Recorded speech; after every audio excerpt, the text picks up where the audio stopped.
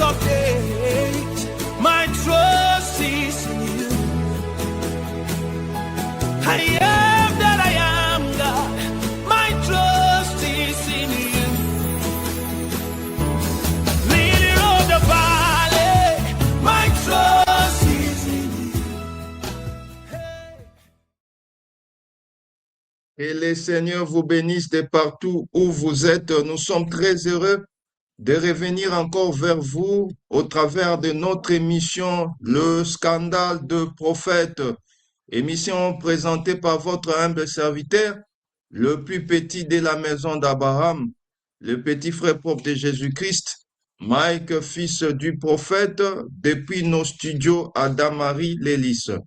Comme vous avez vu les affichettes, nous avons notre invité d'honneur. Il s'agit du docteur Marlin Malengo de Londres. Il sera avec nous cet après-midi afin de nous présenter un mets très, très succulent. Il s'agit d'Adam, la postérité d'Abraham. Il sera avec nous. Excusez-nous pour ce retard, indépendamment de notre volonté. C'est pourquoi, pour ne pas perdre le temps, comme vous comptez énormément pour nous, nous allons directement à Londres pour débuter en beauté notre émission. Réalisatrice, amène-nous à Londres. 1, 2, 3. On y va à Londres afin de commencer en beauté notre émission. Shalom, shalom, mon précieux docteur Marlin Malengo. Shalom, Pasteur Mike. Que Dieu vous bénisse. Comment allez-vous? Par la grâce du Seigneur, nous nous portons bien. J'espère que c'est de même pour vous. Oui, grâce à Dieu, tout va bien. Vos prières font que nous puissions être toujours en forme. Vraiment, nous avons ce grand plaisir de vous recevoir sur ces plateaux. Nous vous suivons et beaucoup de gens vous suivent aussi. Ils ont désiré que vous puissiez aussi passer chez nous afin qu'ils soient aussi bénis. Nous vous connaissons. D'autres aussi vous connaissent. Mais il y a une partie qui ne vous connaissent pas. Si on peut nous demander qui est le docteur Marlin Malengo, qu'est-ce que nous pouvons répondre, s'il vous plaît? Oui, je suis Marlin Malengo, comme vous avez présenté mon nom. Oui, j'habite pour le moment, je suis en Angleterre, plus précisément au nord de l'Angleterre. C'est là où nous sommes, du côté Newcastle. Et c'est ce que je peux donner comme présentation. Je suis un des vases du Seigneur et nous sommes là pour accomplir la tâche qui nous est donnée par le Seigneur. Alors, je suis un de bien-aimés dans la famille d'Abraham, comme nous voulons, par la grâce du Seigneur, essayer de partager un peu quelque chose autour d'Abraham, parce que nous appartenons tous à cette famille, à cette grande famille. Alors, je suis un des fils d'Abraham et j'ai reçu cette grâce auprès du Seigneur pour que je sois un des vases. Voilà pourquoi, si je suis vase, je travaille comme docteur dans le champ du Seigneur, mais je suis un frère dans la famille du Seigneur, comme nous le confessons tous. Voilà une petite présentation que je peux apporter aux bien-aimés. Ceux qui ne me connaissent pas, c'est votre frère Marlin. Je vis en Angleterre et comme je disais tantôt, plus précisément au nord de l'Angleterre, pour le moment, du côté Newcastle. C'est là où je vis avec ma petite famille. Et je crois que c'est là. Mon précieux docteur, vraiment merci pour cette présentation. Où avez-vous reçu cet évangile que vous prêchez? En tout cas, ce n'est pas caché, vous prêchez très bien. S'il y a des bons prédicateurs en Europe, vous en faites parmi les 10. Ce n'est pas caché, il faut accepter l'homme selon son époque. On vous accepte parce que c'est une grâce. Ça ne dépend pas de vous, c'est la grâce que le Seigneur vous a donnée. Mais Où avez-vous reçu cet évangile? Comment avez-vous reçu cet évangile, s'il vous plaît? L'évangile, d'abord, on doit savoir que l'évangile, c'est d'abord le Seigneur Jésus qui est le porteur de la chose. Amen. Il a prêché aux apôtres et les apôtres, à leur tour, ils ont prêché parce que la mission qui leur a été confiée, c'était d'être le témoin du Seigneur, commençant à Jérusalem, Judée, Samarie, jusqu'aux extrémités de la terre. Alors, c'est lui qui m'a prêché l'évangile de Jésus-Christ. C'est l'apôtre Willy Tundula. C'est lui qui m'a présenté Jésus, parce que dans le rouleau du livre, il est question de Jésus. Il n'est pas question d'un arbre, il n'est pas question d'un vase, il n'est pas question d'un animal, mais il est question de Jésus. Alors, l'évangile qui sauve, c'est l'évangile où on présente à l'homme Jésus. Et c'est l'évangile que j'ai reçu. Mais cet évangile qui est Jésus a plusieurs facettes. Alors, les facettes ne se révèlent pas le même jour. C'est-à-dire, vous pouvez recevoir Jésus, mais avec la lumière du parvis. Quand vous avancez, le même Jésus du parvis, il devient le Jésus du lieu saint. Ce n'est pas deux évangiles, mais c'est la dimension qui augmente. Quand vous avancez un peu plus loin, le Jésus du parvis, du lieu saint, devient le Jésus du lieu très saint. Alors, c'est ça, c'est que nous appelons évangile. Vous pouvez appeler ça évangile éternel.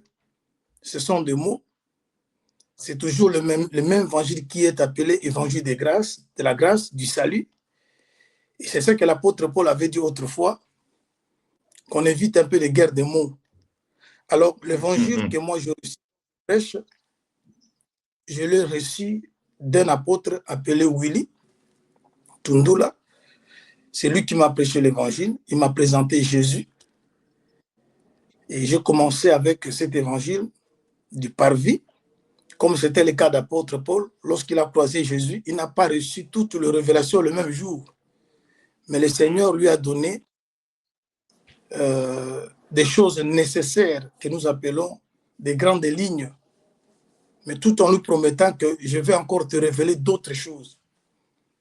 Voilà, l'évangile, c'est comme ça. Si, comme je touchais un élément, je trouve que cet élément est très important. Je sais que les bien-aimés qui me suivent de partout doivent aussi bénéficier de cette lumière.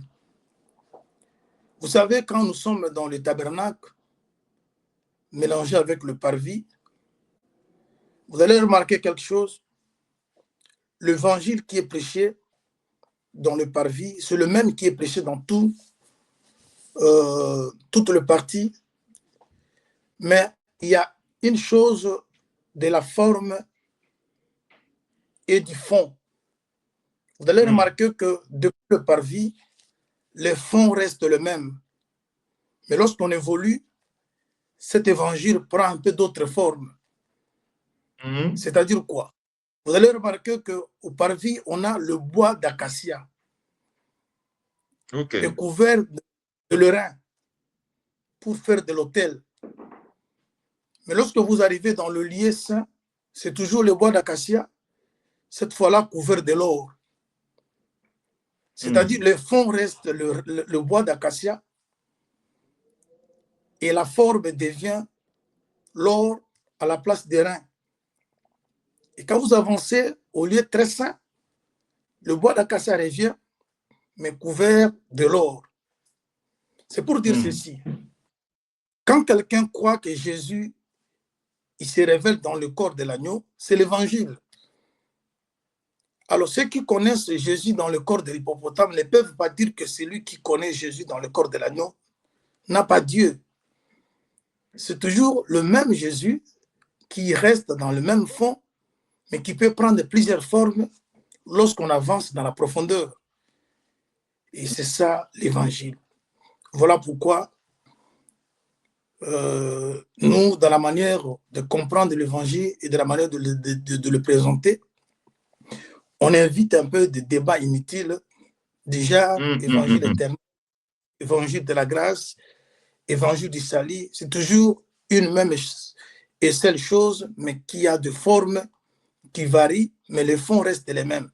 Vous allez remarquer que dans le parvis, il y a l'animal. Mais quand vous avancez au lieu saint, l'animal devient un pain. Ce n'est pas des choses. Parce que Jésus s'est présenté animal, il s'est aussi présenté le pain. C'est le Très bien. fil. Et voilà, si je peux m'arrêter là quant à la présentation, l'évangile, je le récite comme ça. Je suis un apôtre qui m'a présenté Jésus. Parce que dans le rouleau, il est question de Jésus. Très bien. Et au fur et à mesure qu'on avance, le Seigneur commence à se révéler dans beaucoup d'autres choses, mais tout en gardant son fond. Voilà un peu pour répondre à la question du pasteur, comment j'ai reçu l'évangile. Une dernière question, ensuite on va entrer dans le but de ce soir.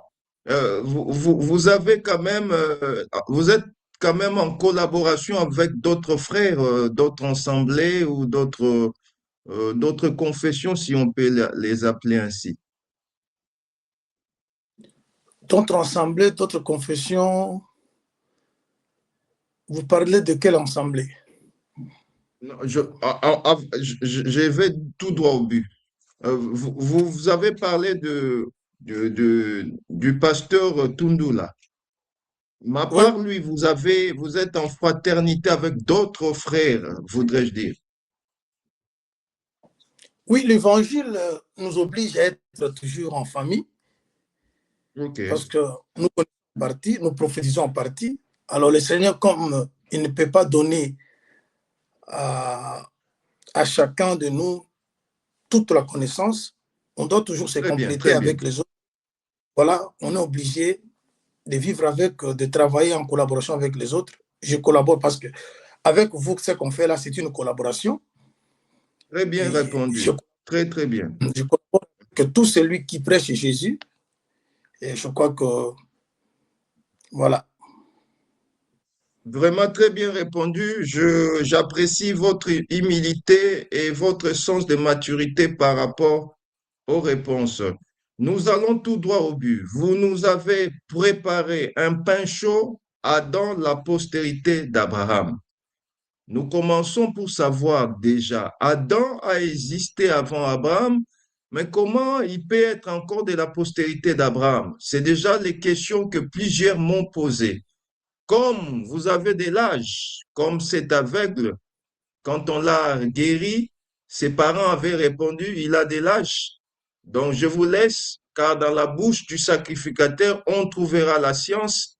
On vous laisse réellement nous donner cette science afin que nous soyons bénis ce soir. Merci beaucoup, cher bien-aimé, pasteur Mike, que Dieu vous bénisse pour la confiance Amen. que Amen. vous nous avez témoignée. Et je salue tous les saints, tous les bien-aimés de partout à travers le monde qui auront l'occasion de nous suivre. Que Dieu vous bénisse. Comme je Amen. disais tantôt à ma présentation, je suis votre frère parce que la famille, elle est grande et vous avez encore beaucoup d'autres frères que vous n'avez jamais vus, que vous n'avez jamais entendus. Le Seigneur fera grâce que vous le voyez et que vous puissiez aussi Amen. l'écouter. Et je crois que le Seigneur ne manquera pas de vous apporter quelque chose. Il ne connaissait pas tout, comme moi non plus aussi, je connais tout. Mais le Seigneur m'a donné une petite dose, une petite grâce. Je pense qu'elle est trop petite, mais elle est utile, elle est importante. Ça peut aussi apporter quelque chose à celui qui est réellement enfant de Dieu. Parce que le Seigneur, lorsqu'il dépose les grâces dans la vie de son peuple, il n'existe pas une grâce qui est sans importance. Toutes grâces sont utiles. Parce qu'il est écrit, toute grâce excellente et tout don parfait viennent d'en haut, de Père des Lumières, où il n'y a ni changement, Amen. ni Amen. ombre. Alors, quand De il y a une variation. grâce, sache que si la grâce vient de Dieu, c'est pour ta bénédiction, c'est pour ton bien. Oui, comme disait l'homme de Dieu, oui, certainement, il faut que les gens se posent des questions. Comment Adam, à la lumière des Écritures, a existé avant Abraham, mais comment il peut être la postérité d'Abraham? Oui, l'Évangile va répondre à cette préoccupation. Je crois que je vais d'abord demander aux bien-aimés, compte tenu de ces petits retards que nous avons dit connaître, on n'aura pas peut-être resté longtemps comme c'était prévu, mais on aura quand même à introduire la pensée. Si Dieu va Très bien. permettre, on pourra revenir encore pour pouvoir parler encore dans beaucoup de détails si le Seigneur nous fera grâce. Alors, ce qu'on doit savoir est que l'Évangile, c'est l'ensemble des Écritures, parce que j'ai toujours soutenu cette histoire. La parole, elle est une, mais les Écritures sont nombreuses et le mélange ou l'ensemble des Écritures nous donne la parole que nous disons Jésus-Christ. Alors, Amen. lorsqu'il y a un sujet, lorsqu'il y a une pensée, ce sont les Écritures qui doivent donner raison à la confession ou à une interprétation. Comme l'apôtre Paul a dit, toute Écriture est inspirée de Dieu, utile pour corriger, convaincre, instruire. La conviction peut venir que des Écritures.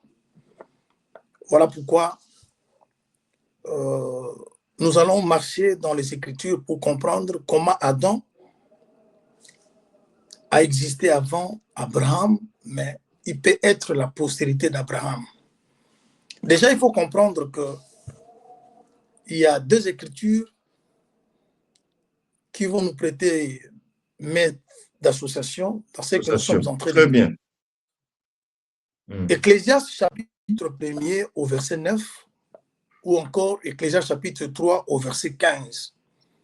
Ces deux Écritures nous disent sous le soleil, rien n'est nouveau. Très bien. C'est ce qui sera.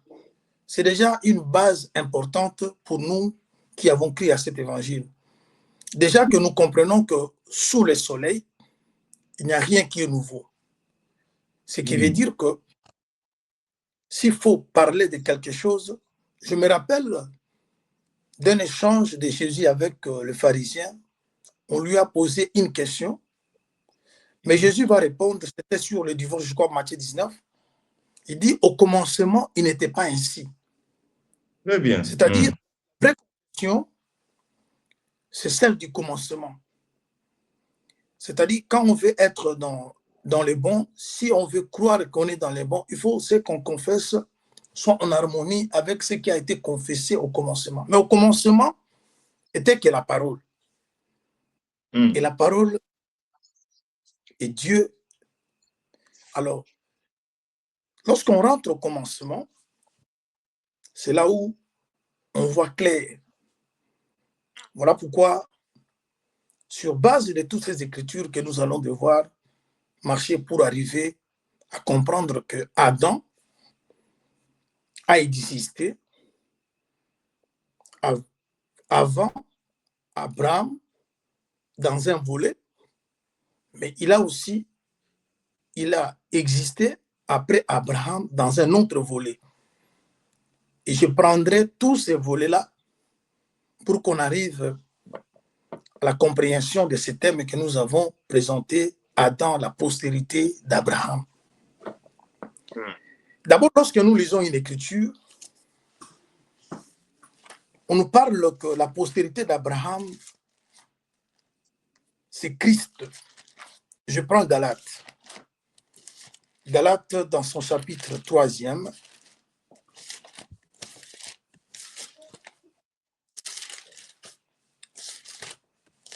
Galates, chapitre 3,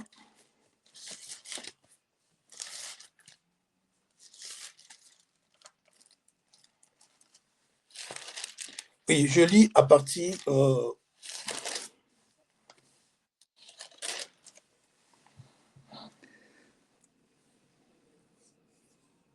Voilà. Je prends Galates chapitre 3e, nous lisons à partir du verset 10. Hmm.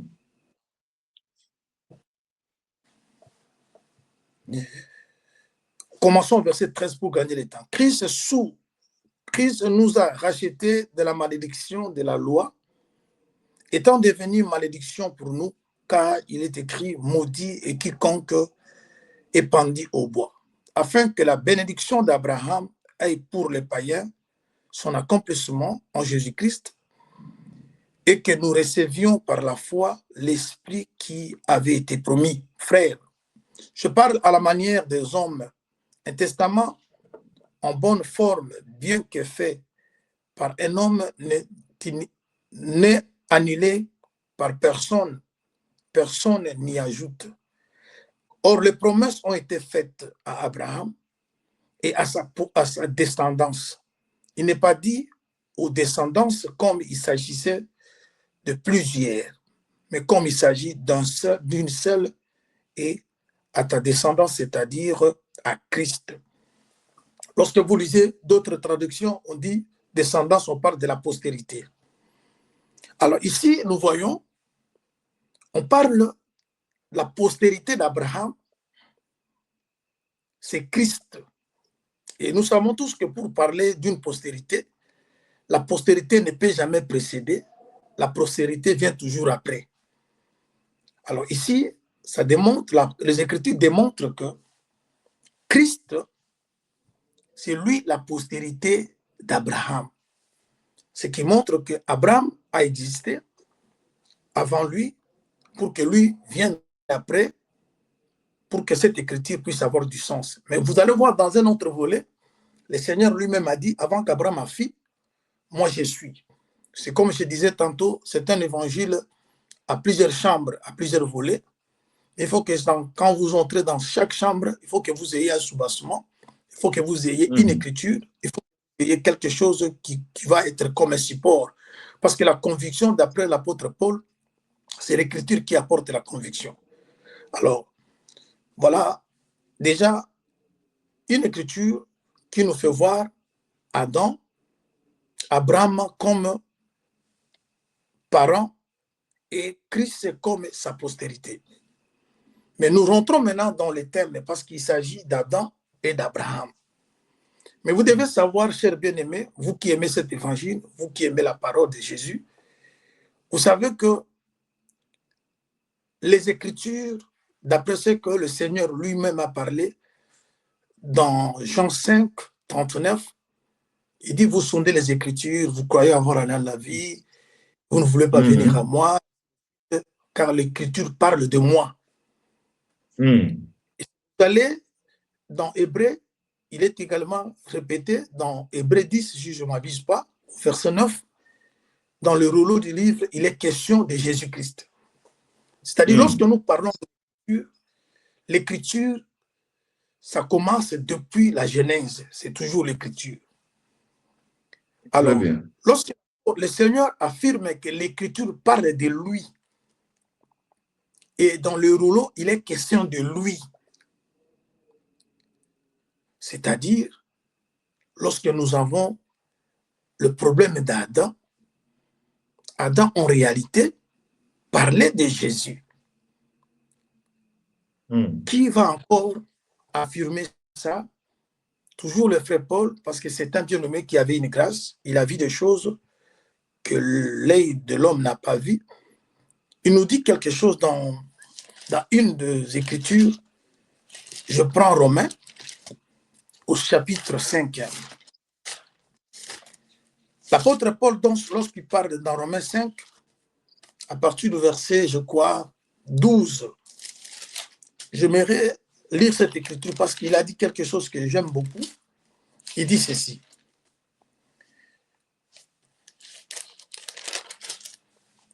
C'est pourquoi, comme par un seul homme, le péché est entré dans le monde, et par le péché, la mort, et ainsi la mort s'est étendue sur tous les hommes, parce que tous ont péché. Car jusqu'à la loi, le péché était dans le monde. Or, le péché n'est pas imputé point de loi. Cependant, l'amour a régné depuis Adam jusqu'à Moïse, même sur ceux qui n'avaient pas péché par une transgression semblable à celle d'Adam, lequel est la figure de celui qui devait venir. Lequel est la figure de celui qui devait venir. C'est-à-dire, lorsqu'on voyait Adam, Adam ne parlait que de celui qui devait venir, parce que Adam veut dire homme. Plus tard, on a vu le frère Paul chez le Corinthiens, il parle du premier Adam, du deuxième Adam, premier homme, dernier homme. Bref, Adam c'est homme. Mais ici, l'apôtre dit, Adam que nous avons vu, il a été la figure de celui qui devait venir. Et il parle de celui qui devait venir, c'est le Christ.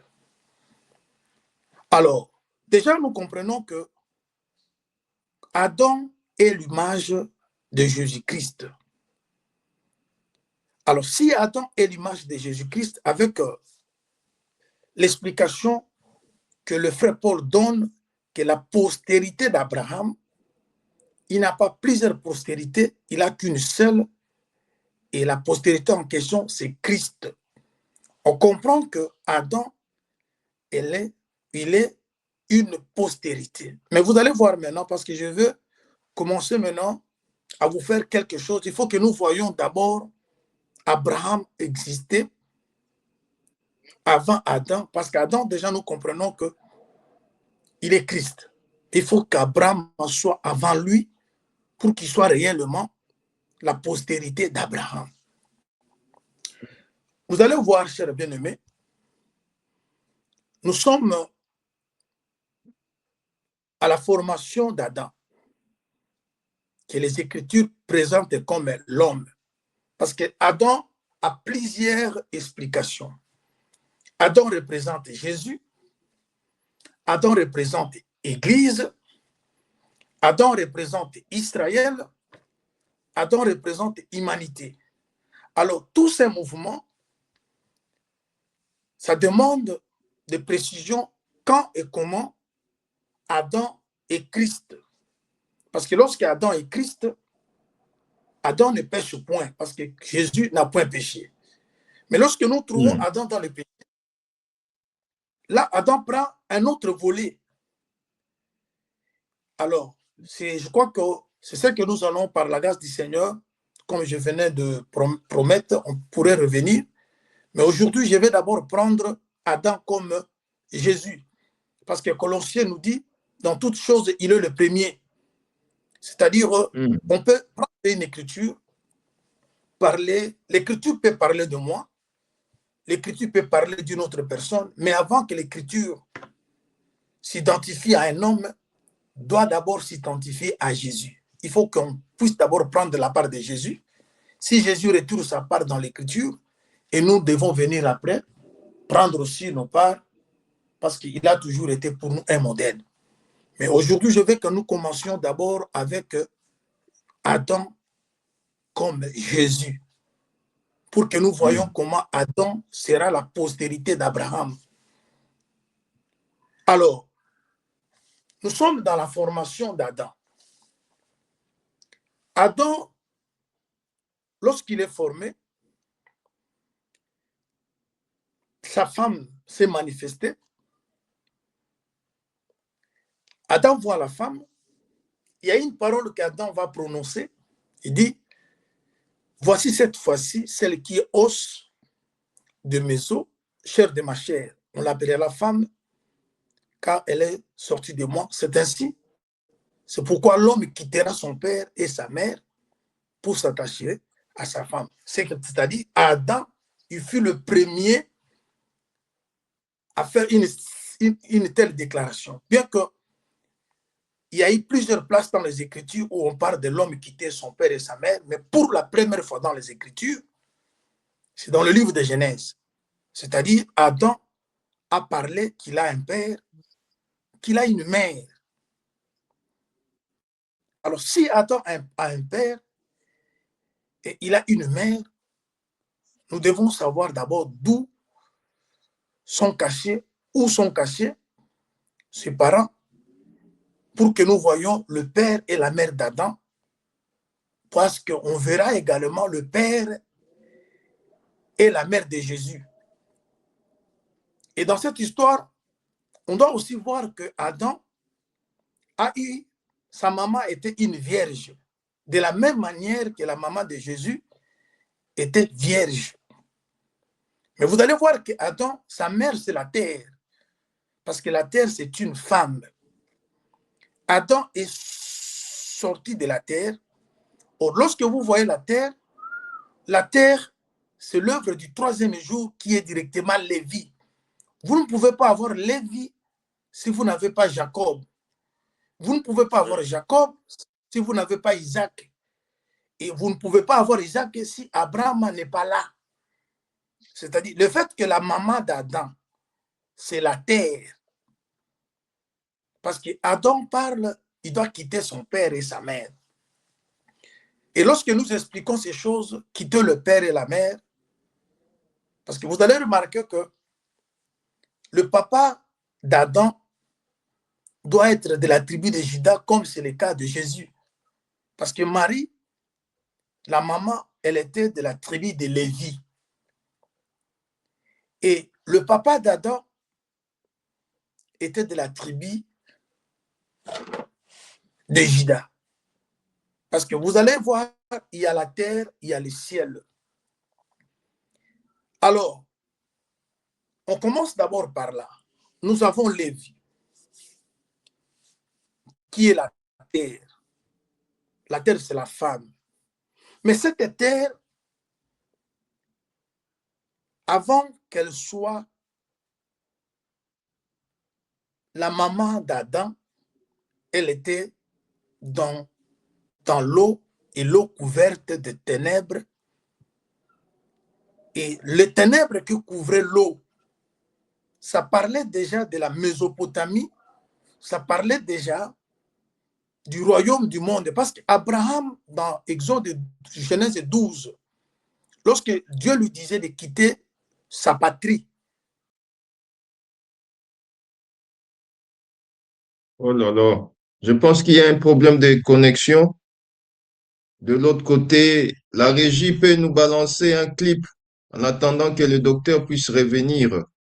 Balancez-nous un clip plus vite, s'il vous plaît, pour la gloire de Jésus.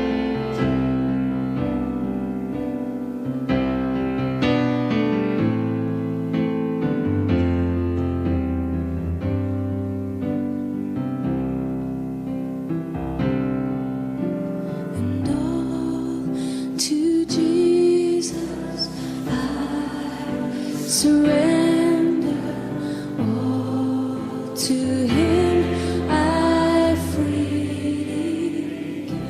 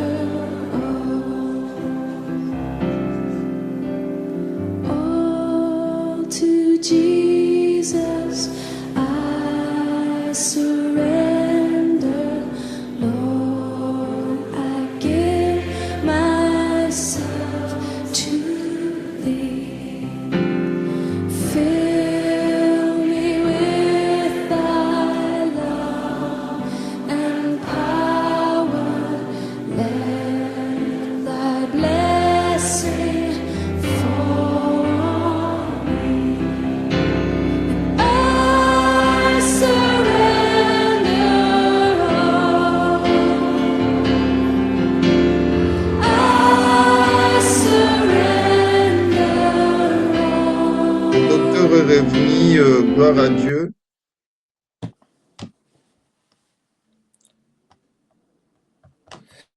Oui, il y Oui, a eu un désolé, cher souci de bien-aimé. connexion. Il y a un Oui, petit nous nous problème de excusons. connexion. Oui, Veuillez nous excuser, bien-aimés, de partout où vous êtes. Alors, j'étais en train de dire, d'expliquer Adam comme Christ, comme Jésus. Alors, quand nous prenons les Écritures pour voir comment Adam est Jésus, Adam, lorsqu'il est formé, avant sa formation, Dieu devait d'abord retirer la terre des eaux. Et les eaux dans lesquelles se retrouvait la terre, cette eau était couverte de ténèbres. Et la terre était informe et vide, témoignent les Écritures. Et Dieu va dire que la lumière soit, et la lumière fut. Et vous voyez, arrivé au troisième jour, cette terre est sortie des eaux. Là, Adam n'est pas encore formé. Parce qu'on prendra de quelques poussières de cette terre pour former Adam. Mais on voit d'abord la terre qui sort des eaux. Et c'est de cette terre-là que Adam va être maintenant plus tard formé. C'est là où nous voyons maintenant Abraham quitter Mésopotamie pour que plus tard, on puisse avoir Adam sortir d'Abraham.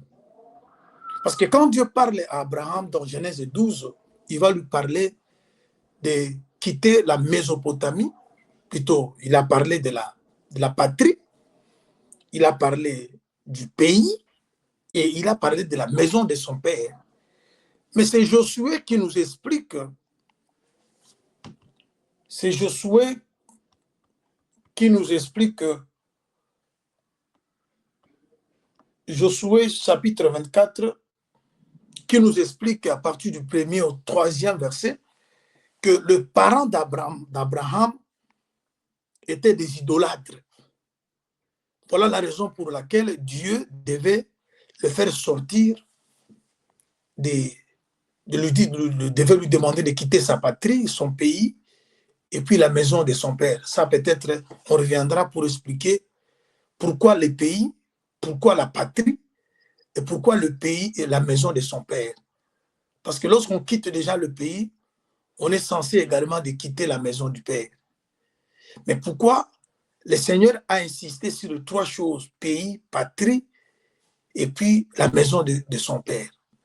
Mais Josué, dans le chapitre 24, il parle aux enfants d'Israël, il leur explique que le parent d'Abraham était des idolâtres. C'est là que nous voyons ce qui est, a déjà été, et ce qui est, c'est ce qui sera. C'est-à-dire, la terre dans la création, c'était tout un homme. Parce que si la terre peut être épouse, la terre était aussi un poisson. Parce que la première de pêche, c'est Dieu qui l'a d'abord faite. Parce que Jésus va parler plus tard, il va comparer la terre au poisson. Il dit, comme Josué a fait 3 jours dans le ventre du poisson, moi j'en ferai également 3 dans le ventre de la terre. C'est-à-dire, pour le Seigneur Jésus, la terre, c'est aussi un poisson. Et vous savez que le poisson, c'est aussi l'image d'un enfant de Dieu, d'un peuple de Dieu. Jésus, plus tard, il va parler, le royaume de Dieu est semblable à un filet, ainsi de suite. Alors, vous allez voir qu'avant que les choses soient faites par les hommes, Dieu, d'abord, il a toujours été le premier à l'inaugurer. Alors, nous sommes en train de voir la terre qui sort des eaux. Et de cette terre-là, qu'on prendra plus tard une partie de poussière pour former maintenant Adam. Et Adam qu'on forme, les Écritures nous parlent qu'il a été la figure de celui qui devait venir, c'est-à-dire Jésus. C'est-à-dire, il a été ombre des choses à venir. C'est-à-dire, Adam est l'image de Jésus. Si Adam est l'image de Jésus, alors il est la postérité d'Abraham. Voilà pourquoi j'explique que maintenant sa formation, parce que lorsque lui parle, après avoir vu Ève, il va dire qu'il doit quitter, l'homme doit quitter son père et sa mère. Là, Adam nous fait savoir qu'il a eu une mère et il a eu également un père. Alors, comme il y a plusieurs volets pour expliquer l'histoire de père et mère, on ne veut pas vraiment rester là-bas. Mais déjà que je voulais d'abord que nous voyions la maman d'Adam, comme je venais d'expliquer, c'était la terre. Et c'est parce qu'il n'y a eu que deux choses. Le Seigneur, lorsqu'il explique dans Matthieu 19, il va résumer, il dit au commencement, on lui pose la question sur le mariage. Dieu dit, au commencement, Dieu créa l'homme et la femme. Au commencement, Dieu créa le ciel et la terre. C'est-à-dire, si la femme, c'est la terre, le ciel ou le ciel, c'est l'homme. Alors, lorsque le ciel et la terre vont se mettre ensemble, ça donne maintenant un enfant qu'on appelle Adam. Mais heureusement, pour la naissance de Jésus, son père, plutôt Joseph, n'a pas connu Marie. Mais Marie a été couverte de l'ombre du Saint-Esprit et l'enfant était conçu dans le ventre du mari sans que Joseph puisse le connaître. Mais on a donné à Joseph ce titre-là de parent. C'est de même avec Adam. Parce que ce n'était pas la pluie qui était descendue. Parce que lorsque le ciel visite la terre, c'est par la pluie. Mais Dieu a pris l'ombre de la pluie qui était la rosée. Et la rosée a couvert la terre qui est Marie. Pendant ce temps-là, la terre n'a pas encore connu le mari. La terre était vierge. Et c'était le cas aussi avec Marie qui n'avait pas connu d'homme. Mais une ombre l'a couverte et un enfant est sorti. C'est-à-dire la rosée qui a couvert la terre, c'était l'ombre de la pluie et cela a permis que Adam soit maintenant manifesté. Alors Adam, lorsqu'il est manifesté, c'est-à-dire il a deux parents, la terre comme mère, le ciel comme père. C'est pour parler simplement de Judas et de Lévi. Parce que lorsque nous avons le ciel, nous parlons de Judas, et lorsque nous avons la terre, nous parlons de Lévi. Voilà pourquoi les deux parents de Jésus étaient Lévi et Judas. Voilà pourquoi ils ont donné naissance à un enfant lumière. Parce que pour que vous ayez chandelier, vous avez besoin d'additionner 3 plus 4. C'est-à-dire Lévi plus Judas. Voilà pourquoi vous avez vu, il y a eu 7 branches, c'est-à-dire 6 branches avec la tige qui donne 7, c'est-à-dire pour qu'il y ait perfection. Parce que le chiffre 7, c'est le chiffre qui parle de la perfection, parce que Jésus était parfait, il est parfait. Mais la perfection, lorsque le mariage se fait entre Lévi, qui est la lettre, Judas, qui est l'explication, et les deux maintenant nous donnent l'enfant lumière, parce que Jésus était la lumière, mais cette lumière, c'est le mélange de la lettre avec l'explication comme Ésaïe 8 le dit au verset 20. Alors, on rentre vite dans ce que nous étions en train de parler sur Adam. Là, nous sommes en train de voir comment Adam vient après Abraham. Parce que la terre qui est Lévi ne peut pas exister, Lévi ne peut pas exister sans Jacob. Et Jacob ne peut pas non plus exister sans Isaac. Et Isaac ne pourra pas non plus exister sans Abraham. Le fait que Lévi, la terre représente Lévi, et de cette terre-là, Adam sort, et nous voyons maintenant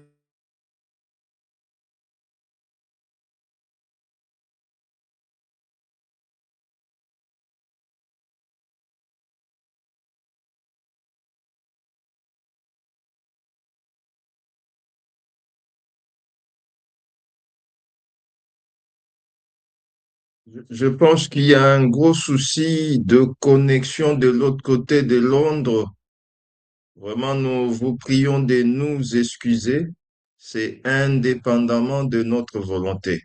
Je pense que nous verrons avec l'homme de Dieu comment faire prochainement pour que nous puissions pas avoir ces genres de soucis. Vraiment, nous vous prions vraiment de nous excuser et nous ferons le nécessaire pour que la connexion soit rétablie et ramener prochainement l'émission, reporter prochainement l'émission pour que nous puissions mettre tout au propre pour la gloire de Jésus. Là, l'homme de Dieu est revenu vers nous. On va encore une fois de plus rétablir la connexion vite fait. Il y a un gros souci de connexion de l'autre côté. Nous balançons un clip en attendant qu'il puisse revenir et ensuite on va continuer pour la gloire de Jésus. To thee, my blessed Savior, I surrender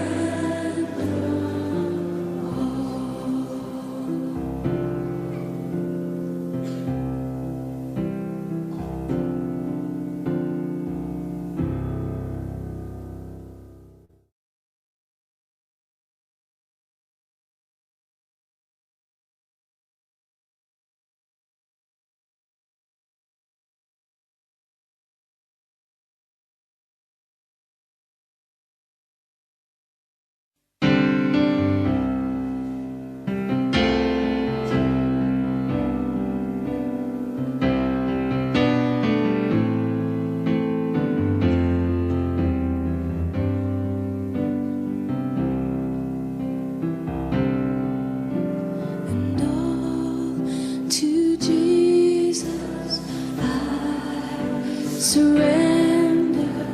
All to Him I freely give. I will ever love and trust Him in His presence daily. And I surrender all. I surrender all.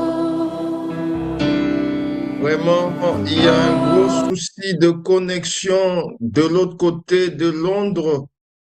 En attendant que, excusez-moi, avant que l'homme de Dieu ne retourne, que sa connexion retourne, nous vous disons de nous excuser et c'est indépendamment de notre volonté. Nous avons fait le nécessaire pour que nous puissions pas avoir ces genres de désagréments.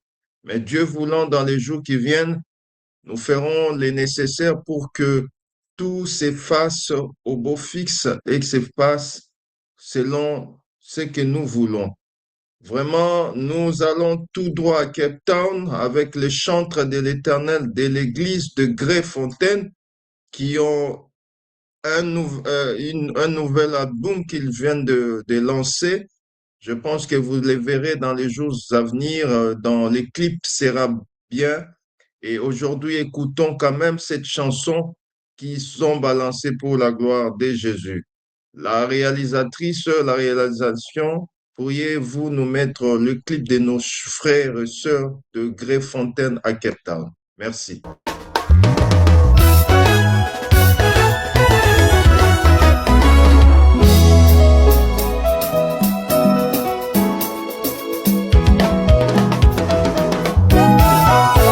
La doctrine, c'est la parole de Dieu.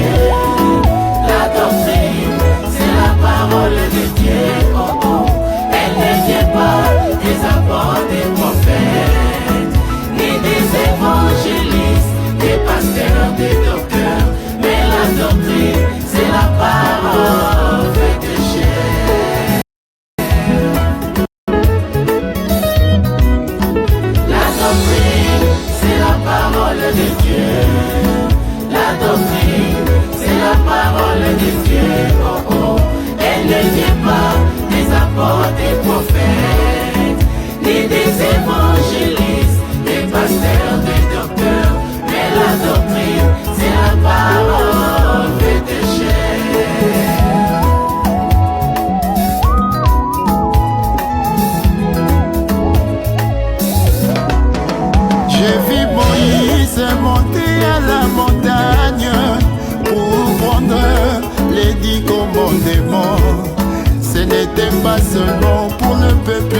Israël, mais aussi pour lui comme étant son frère et frère, sans exception.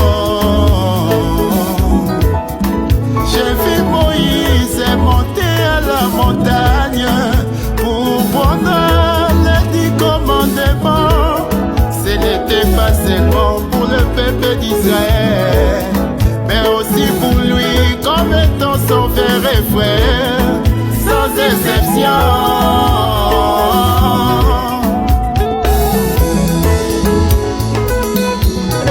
Il n'y a personne dans l'église qui est au-dessus de la parole.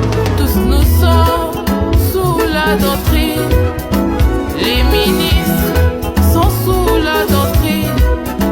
Les intendants sont sous la doctrine. Et même les chantres sont sous la doctrine. Raya me garda les yeux sous les pas de sa maison. Bien-aimés, gardons la parole. Obéissons à la doctrine et nous hériterons le royaume des cieux, car elle nous sauvera. La doctrine, c'est la parole de Dieu. La doctrine, c'est la parole de Dieu. Oh oh, elle ne vient pas des apôtres, des prophètes, ni des évangélistes, des pasteurs, des docteurs. Mais la doctrine, c'est la parole faite chair.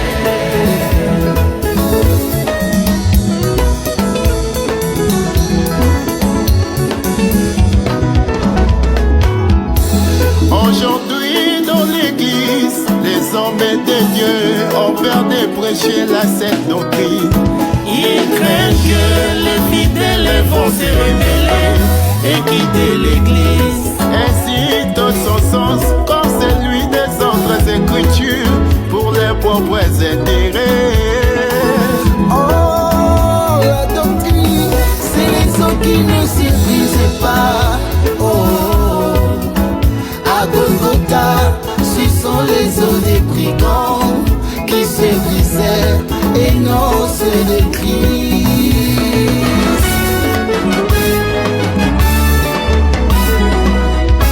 Ndako etonga bibalamu ata mongebi pepeya ekokwea te. Moboko ezali libanga ya motuya mpona kosimba ndako mobimba.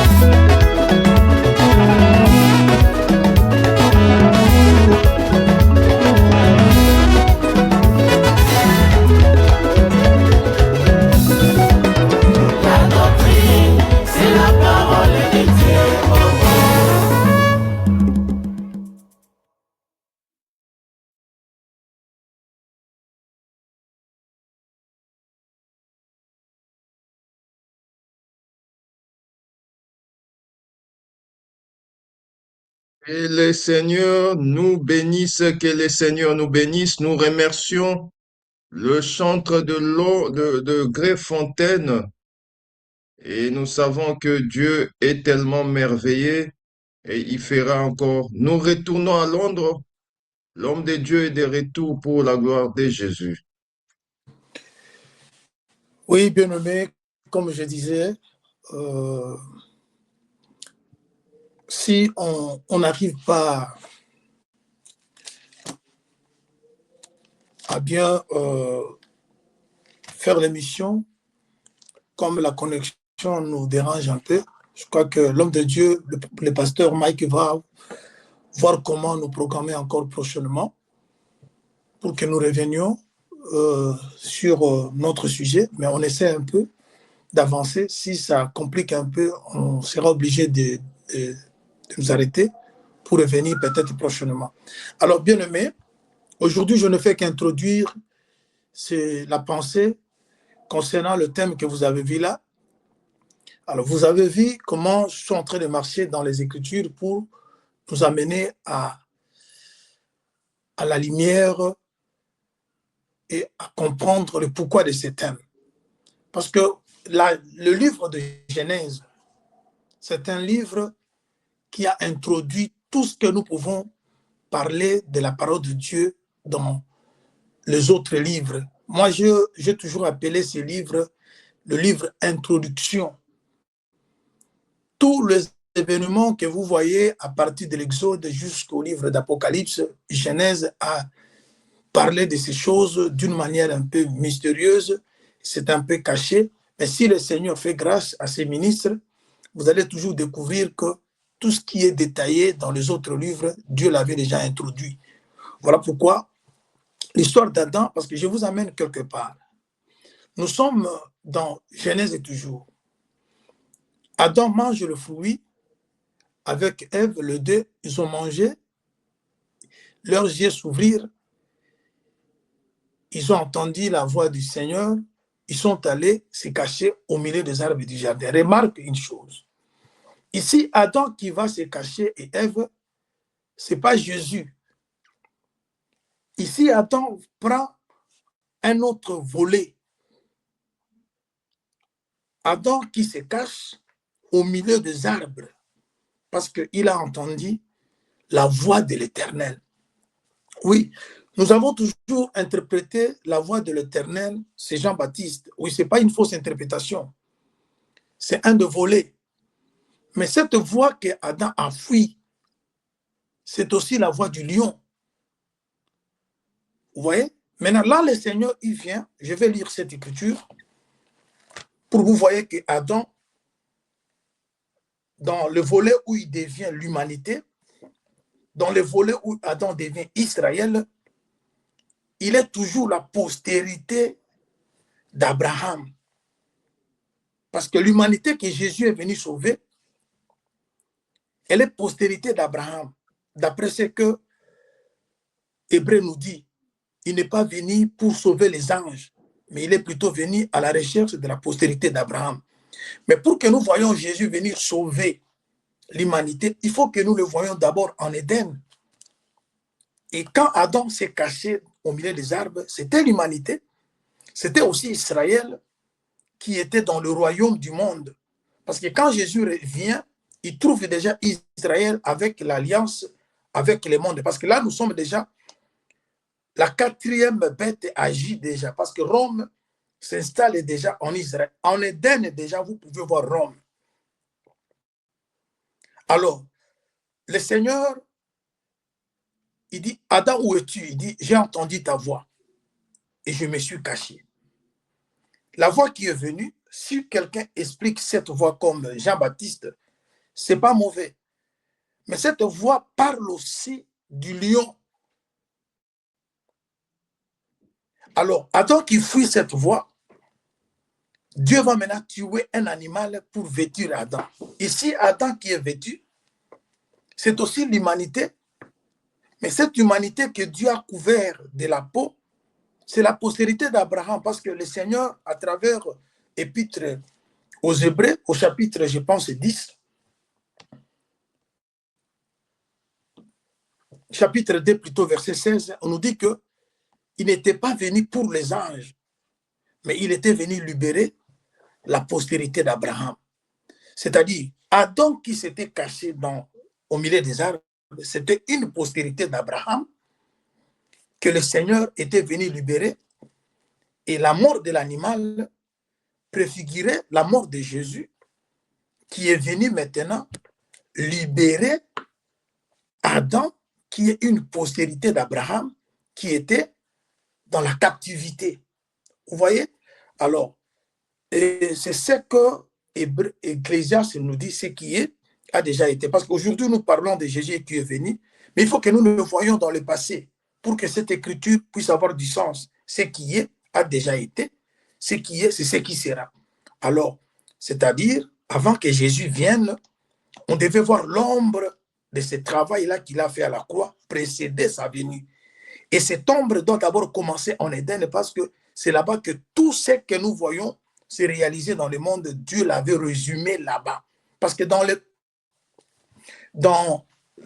l'Éden, toute la parole de Dieu était prêchée, tous les mystères étaient révélés, parce qu'Adam était celui qui a été fait à l'image de Dieu. Alors, quand vous êtes fait à l'image de Dieu, il faut que vous bénéficiez aussi de la grâce de Dieu. Voilà un peu, chers bien-aimés. Je vais m'arrêter ici pour promettre au sein du Seigneur, vous qui aimez la parole de Dieu, vous qui aimez une petite grâce que le Seigneur a déposée à ses serviteurs, si le pasteur Mike va encore organiser un autre jour, parce qu'on s'était dit on devait parler pendant quelques minutes pour vaguer aussi à d'autres occupations qui est liées toujours à cette œuvre par rapport à d'autres rendez-vous qu'on a avec d'autres saints. Alors nous allons revenir lorsque le pasteur va nous donner un programme pour approfondir encore ce thème, parce qu'on parlera d'Adam dans tous ses volets, Adam Jésus, Adam Israël, Adam Église, Adam humanité. Mais vous verrez que tout ça seront que postérité d'Abraham. Alors pour aujourd'hui, nous avons expliqué Abraham comme la terre qui sort des eaux. Et l'eau dans laquelle la terre sort, c'est aussi la Mésopotamie, où Abraham devait sortir, parce que c'est de lui que les générations devaient sortir, la postérité devait sortir. C'est ainsi que nous arrivons, parce que lorsque vous êtes au livre de Genèse chapitre 15, prenons chapitre 22.